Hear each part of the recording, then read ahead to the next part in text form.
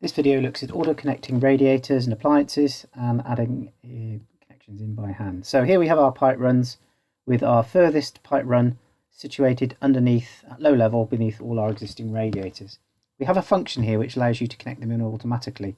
On the Edit menu, you select Auto Connect Emitters.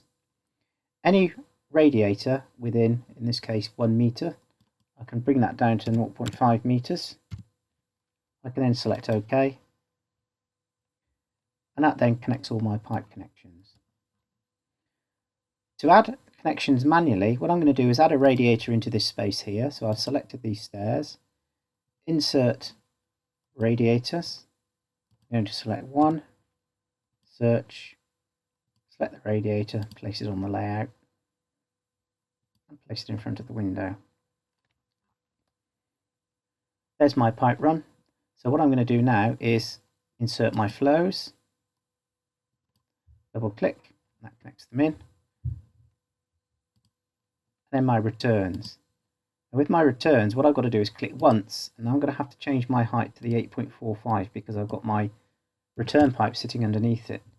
Move to that level, double click, and that then connects that tail section in. We can now calculate our pipe sizes by selecting Display, Calculate. That then sizes all our pipe runs. We can see here we get the pipe sizes on each pipe as shown.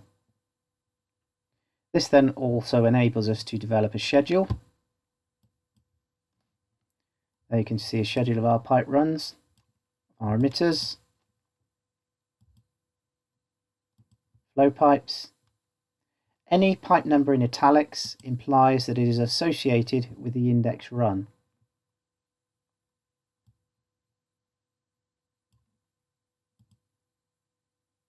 Return pipes.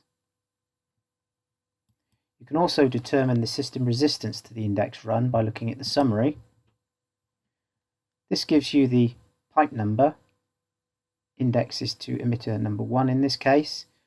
If you're having trouble locating emitter number 1, so let's say you're on a very large layout and you're on the inappropriate floor, what you can do is go to View, select Item, and select Emitter, typing in the number. Select, and that then takes you to the appropriate emitter, which in this case is the index run, which we did earlier on.